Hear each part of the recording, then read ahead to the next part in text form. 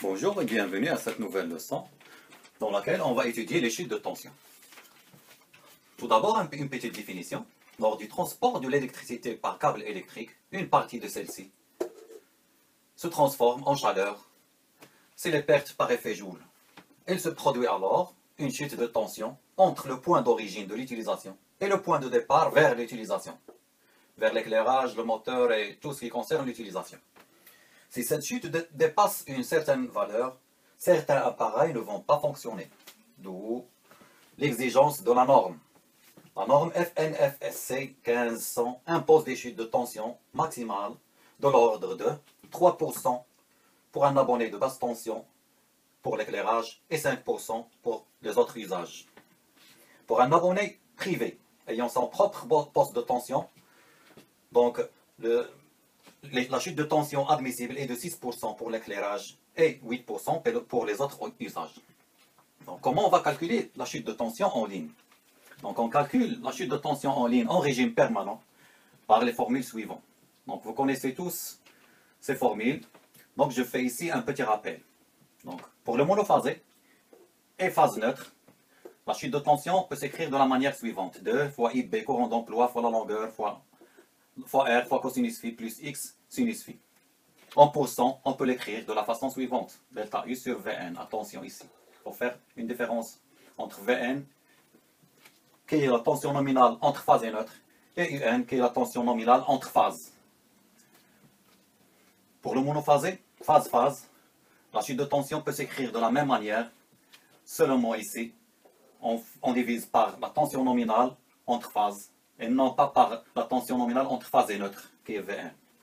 Pour le triphasé, avec ou sans neutre, vous connaissez aussi la formule, c'est la chute de tension est égale à la racine carrée de 3, IBL, R cosinus phi plus X sinus phi. Et en pourcent, c'est 100 fois delta U sur UN, UN étant la tension nominale. R dans cette formule, c'est la résistance linéique d'un conducteur. Elle est égale ou il vaut 22,5 ohms millimètres carré par kilomètre par section de câble en millimètres carrés. Et ça, c'est pour le cuivre. Pour l'aluminium, elle vaut 36 ohms millimètres carrés par kilomètre par section. La section étant en millimètres carrés. Pour la réactance d'un conducteur, il y a différentes valeurs. Ici, je porte deux valeurs. Donc ici, X est égal à 0,1 ohm par kilomètre pour un câble basse tension. Et X est égal à 0,13 ohm par kilomètre pour un câble en moyenne tension. Cette expression, qui s'appelle Z, c'est l'impédance. L'expression R fois cosinus phi plus X sinus phi, c'est Z. On l'appelle impédance unitaire d'un conducteur. Ne vous fatiguez pas parce que Z est donné par les constructeurs. Donc avec ici, UN est égal à tension nominale entre phases, Vn, tension entre phase et neutre, tension nominale entre phase et neutre, et L étant la longueur du câble en kilomètres. IB, c'est le courant d'emploi, comme on a dit. Il y a une autre formule qu'on va voir tout à l'heure. L'autre formule s'écrit comme suit. La chute de tension, delta V, est égale à B, ρ1, L sur S, cosinus phi, plus delta L, sinus phi, multiplié par IB, qui est le courant d'emploi. Avec B, c'est un coefficient multiplicateur qui vaut 1 pour le triphasé et il vaut 2 pour le monophasé. ρ1 étant la résistivité du conducteur en ohms millimètres carrés par mètre. Il vaut 0,0225 ohms millimètres carrés par mètre pour le cuivre. Et il vaut 0,036 ohms millimètres carrés par mètre pour l'aluminium. L étant la longueur de câble en mètres, delta étant la réactance linéique en ohms par mètre, et IB étant le courant d'emploi en ampères. Pour bien assimiler ces formules et voir la relation entre cette formule qu'on a notée ici et les formules qu'on a écrites auparavant, on va passer à quelques exemples. On va passer à un exemple. Donc, on nous demande de calculer la chute de tension pour un câble. C'est un câble tripolaire, arme de cuivre alimentant un circuit équilibré. C'est un câble triphasé en basse tension, abonné basse tension. Donc, avec les caractéristiques suivantes. L est égale à 160 mètres. La section de section 50 mm², le courant IB 120 ampères, une tension nominale de 400 volts et un récepteur dont le cosinus phi est égal à 0,8. Donc, comme on a dit précédemment, si en absence de précision pour les réactances, on prend les valeurs suivantes. Maintenant, on nous impose le câble tripolaire arme de cuivre. Donc, on a la réactance et de la valeur de 0,08 ohms par kilomètre. Donc, j'ai repris ici les deux formules qu'on a vues. Et on va commencer avec celle-là. Donc, pour un conducteur ou un câble triphasé, on a la formule suivante. Delta U est égal à racine carrée de 3 IB L multiplié par Z, qui est de cette forme, R cosinus phi plus X sinus phi. Et on a dit que Z peut se calculer, c'est-à-dire on peut trouver sa valeur grâce aux tables de constructeur, et on peut la calculer. R étant pour le cuivre de 22,5 en mm² par kilomètre par section en mm². Et on a les valeurs suivantes qui nous ont été données.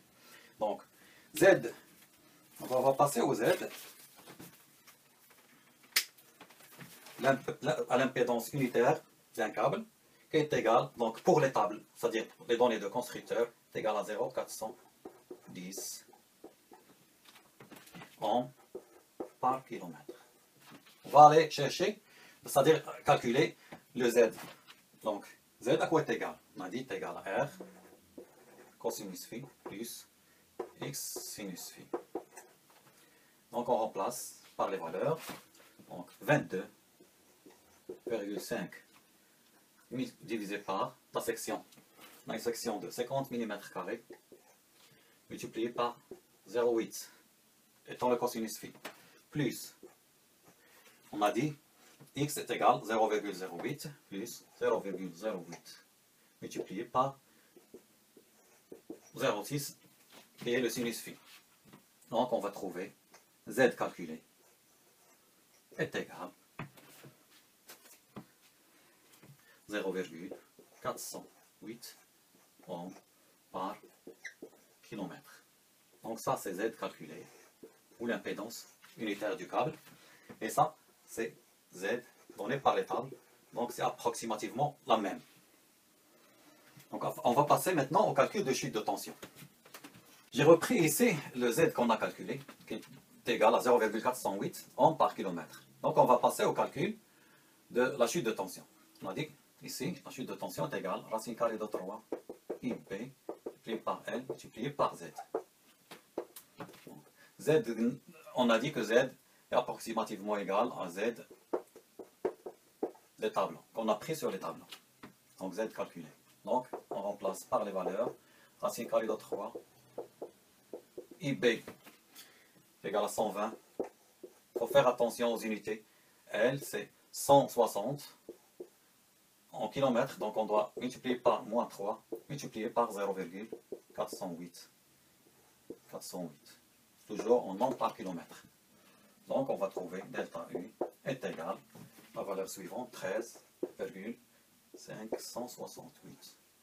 Donc je peux arrondir 13,57 volts. Donc en pourcent, on trouve en pourcent est égal à 100 multiplié par delta U sur U. Delta U c'est 13,57 sur 400. Donc on va trouver 3,39, approximativement 39%.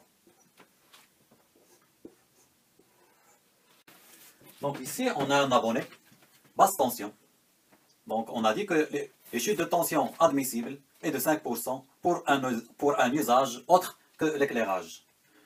Donc on peut conclure ici que la chute de tension qu'on a trouvée de 3,39% est dans les normes. Donc on va passer par la suite au calcul de la chute de tension par l'autre formule et on va comparer c'est quoi la différence. Donc pour ce qui est de delta V, la formule suivante, delta V est égal, B, on est au triphasé, donc c'est 1, multiplié par 0,025 divisé par la section 50 multiplié par 0,8 cosinus phi, plus, je vais mettre L en facteur, plus 0,08 10 moins 3 multiplié par 0,6. 0,6 étant le sinus phi, multiplié par IB qui est de 120 multiplié par L 160. Donc j'ai rien oublié. Ça c'est entre parenthèses. Okay. 0,0225. Donc pour le cuivre, divisé par la section en millimètres carrés, multiplié par le cosinus phi, plus 0,08 étant la réactance, qui est égal à 0,08 10 moins 3 ohms par mètre, multiplié par le sinus phi qui est 0,6, multiplié par IB, multiplié par la longueur du câble. Donc, delta V est égal. Donc, ici, je vais trouver 0, pour cette section-là, c'est 408, 10 moins 3, multiplié par 120, multiplié par 160. Donc, vous remarquez ici qu'il correspond à Z calculé. Donc, cette valeur-là, il correspond à Z qu'on a calculé tout à l'heure. Multiplié par 120, multiplié par 60, on va trouver delta V est égal 7, volts. Qu'est-ce qu'on peut remarquer ici? Voici le delta U qu'on a trouvé par la première formule. Et ici, la chute de tension. Ici, c'est 13,568, c'était 13,57. Et ici, c'est 7,8336 volts. Donc, il faut vraiment faire attention ici. C'est pour cela que j'ai fait ce calcul avec les deux formules pour bien faire distinguer entre delta V et delta U. Donc, delta V, c'est entre phase et neutre. Et delta U, il faut vraiment faire attention ici. Donc, c'est V et U. U, c'est toujours la tension entre phase. V, c'est la tension entre phase et neutre. Donc, ça, c'est entre phase. Donc, si je multiplie donc delta U, on doit trouver racine carrée de 3 fois delta V. Donc, si je multiplie delta V, donc racine par racine carrée de 3, delta V, je trouverai exactement 13,57 volts. Ça va me donner delta U. Donc, c'est la raison pour laquelle j'ai fait le calcul avec les deux formules, juste pour faire attention et une distinction entre delta U et delta V. Donc, on a trouvé que la relation entre delta U et delta V, c'est delta U est égal à racine carrée de 3, delta V, qu'on a démontré par les calculs. Maintenant, si on veut calculer juste le pourcentage de ça en pourcent, de delta V en pourcent, qu'est-ce qu'on va faire? On va calculer par la formule suivante, multiplié par delta V. Donc ici, il faut faire attention. On va diviser par quoi? On va diviser par V. Par Vn. Et non par Un, qui est 400. Donc Vn est égal à 400 divisé par racine de 3. C'est-à-dire Un divisé par racine de 3. On doit trouver 230 volts. Donc, en pourcent, normalement, je devrais trouver 3,39%. Et c'est donc, c'est 13 Vn, c'est 7, pardon, 100 multiplié par delta V qui est 7,8336 divisé par 230.